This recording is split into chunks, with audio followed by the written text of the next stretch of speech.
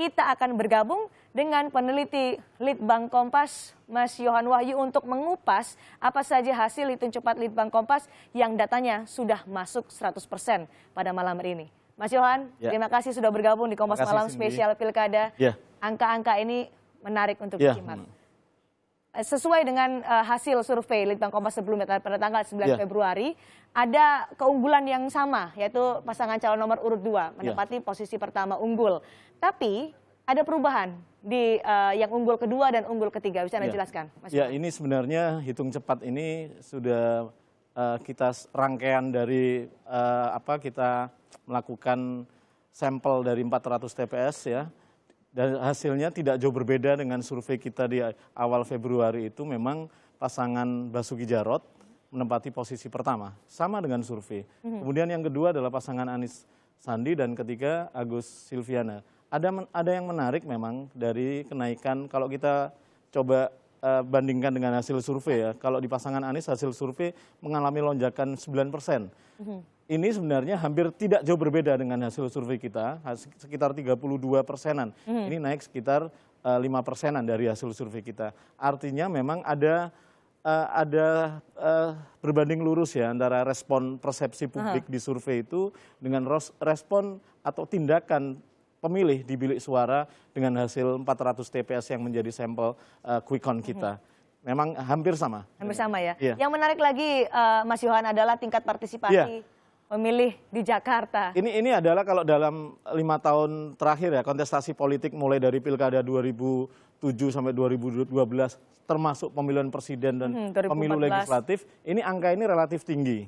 Yang tertinggi 5 tahun terakhir. Tertinggi? Bahkan bisa dikatakan 10 tahun terakhir ya, tertinggi 78%. Artinya memang antusiasme publik Jakarta terhadap Pilkada 2017 ini memang sangat tinggi. Beberapa informasi kalau kita lihat banyak orang warga Jakarta yang di luar negeri kemudian mudik untuk memberikan hak suaranya di Pilkada tahun ini. Satu itu, yang kedua dinamika politiknya begitu kenceng ya. Kalau kita seringkali melihat Pilkada rasa Pilpres ya bisa saja karena memang antusiasme begitu tinggi, orang kemudian responsif terhadap isu-isu di Pilkada DKI Jakarta ini. Sehingga angka ini menjadi sesuatu yang wajar ya. Ketika lihat proses sebelum itu, kemudian kita lihat betapa antusiasme, respon terhadap publik, terhadap Pilkada Jakarta ini sangat tinggi. Melihat trennya kalau kita berkaca pada Pilkada DKI Jakarta 2012, tingkat partisipasi selalu naik di putaran kedua. Diprediksi pada tahun ini Pilkada 2017 juga di DKI Jakarta kemungkinan besar putaran kedua. Adakah kemungkinan juga tingkat partisipasi ini naik? Bisa jadi ya, putaran kedua bisa tinggi karena tren pemilu presiden misalnya itu relatif memang ada lonjakan ya. Artinya memang ini kalau kita lihat tensinya begitu tinggi ya, dengan 3 pasangan saja begitu tinggi, apalagi dengan kemudian mengerucut 2 pasangan. Saya pikir ini akan merangsang orang kemudian untuk berlomba-lomba untuk kemudian lebih menggunakan hak suaranya. Antusiasmenya luar biasa. Kita akan lihat bagaimana sebaran perolehan suara dari masing-masing pasangan calon. Ini dia, ini yang menarik. Ini kan sampel kita ya dari 400, dari 17.000 sekian TPS, sampel kita sudah menggambarkan populasi dari TPS di DKI Jakarta. Kita lihat misalnya yang berwarna biru, ini adalah TPS-TPS yang dimenangkan oleh pasangan Agus Silvi.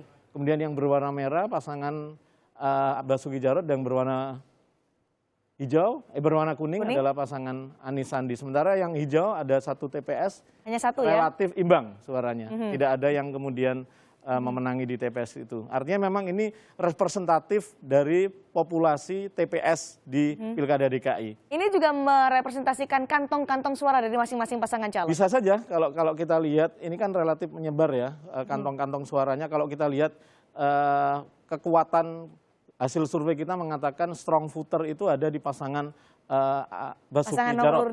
Basuki Jarot. Kita lihat misalnya pasangannya begitu menyebar, kemudian di Jakarta Utara yang menjadi basis pemilih Ahok, kalau kita lihat tingkat partisipasi di tiap wilayah, paling tinggi Jakarta Utara. 84% pemilih di wilayah itu menggunakan hak suaranya.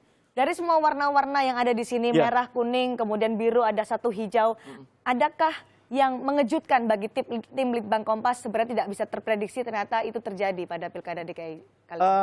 Sebenarnya kita melihat bahwa formula apa yang menjadi hasil ini bisa sudah tergambar di survei-survei kita ya. Setidaknya lonjakan yang mungkin tidak kita prediksi adalah lonjakan tingginya suara Anies, sementara suara Agus begitu tergerus mengecil, ya? tergerus besar. Kalau di survei masih di atas 20-an, ini sudah di bawah 20%. Itu yang mungkin terjadi apa ya, perubahan drastis. Mungkin tergambarkankah dari wilayah-wilayah ini? Wilayah-wilayah ini misalnya Jakarta Selatan misalnya, yang menjadi pertarungan Anies dan Agus. Anies lebih unggul, Dominan, Jakarta Selatan lebih dominan. Kemudian Jakarta Pusat masih dikuasai oleh Basuki Jarot. Jadi memang dua pasangan ini relatif dari komposisi perolehan suara dan kemudian persebaran TPS, hanya kuning dan merah yang tergambar dari pasangan Ahok, Basuki dan Anies Sandi yang memang kemungkinan besar ya menurut hasil quick count kita akan melaju di putaran kedua ini. Oke, kita kembali lagi soal kemungkinan terbesar adalah putaran kedua. Putaran kedua. Akankah ada perubahan yang signifikan dari warna-warna yang kita lihat hari ini di wilayah Jakarta, atau mungkin kecil sekali pergerakannya? Kalau kita lihat sekali lagi, kalau hitung cepat tidak mengukur sampai sedalam itu, kalau kita merujuk hasil survei, ada kantong pemilih yang relatif sama antara pasangan Anies Sandi dan Agus Silvi. Kemungkinan besar karakter-karakter pemilih ini akan bergeser ke arah itu. Itu satu. Yang kedua, sudah kelihatan bahwa strong voter masing-masing pasangan calon itu sudah terpetakan. Artinya putaran kedua itu akan lebih pada pertarungan emosional, pertarungan apa ya, istilahnya pertarungan secara psikologis, orang akan menentukan pilihan ke arah mana. Karena secara rasional orang sudah tahu apa yang akan dilakukan Basuki Jarot ketika terpilih, apa yang akan dilakukan Anies Sandi ketika terpilih, program-programnya sudah orang banyak tahu, sisi rasional sebenarnya relatif sudah tuntas. Nah, sekarang kemudian tinggal sisi emosional, sisi psikologis lah nanti akan bertarung ya di 2 bulan ke depan kalau memang hasil KPU akan meresmikan bahwa putaran kedua itu.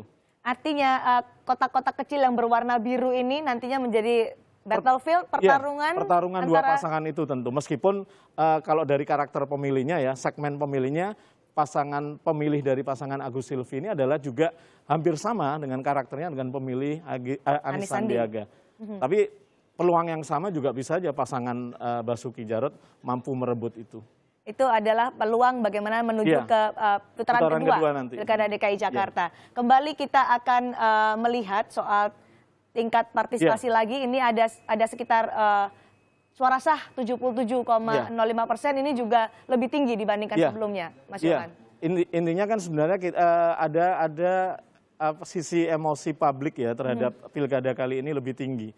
Seperti yang saya bilang tadi, tensinya begitu meningkat, isunya kemudian sangat dramatis juga. Orang kemudian tidak hanya warga Jakarta mengikuti ini. Ya, semuanya bahkan di sosial media kemudian sangat dinamis sekali pergerakannya tentang isu pilkada Jakarta ini. Antusiasme publik itu bagian dari bangunan demokrasi yang sebenarnya untuk DKI Jakarta relatif positif ya.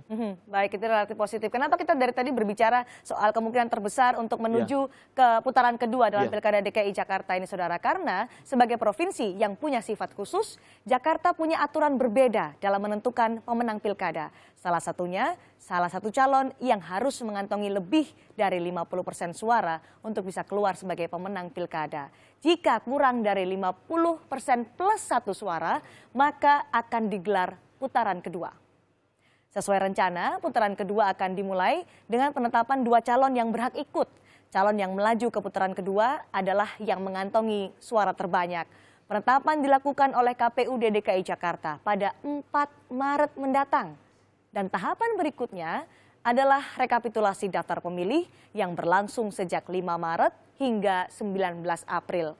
Kampanye kedua pasangan calon akan dilakukan dalam kurun waktu 6 hingga 15 April.